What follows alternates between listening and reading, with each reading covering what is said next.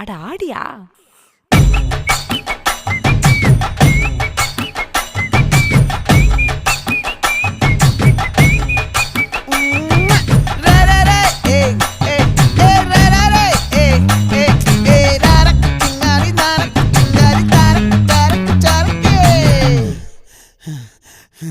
விளைஞ்சிருக்கும் என் வெத்தல கொடி, அட வளைஞ்சிருக்கும் ஒரு சன்னல் வெடி.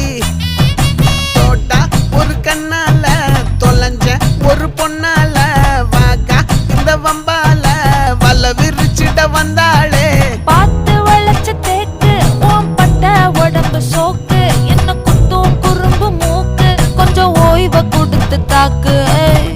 என்னடி சித்திரமே இங்க நீ பத்திரமே சொல்லு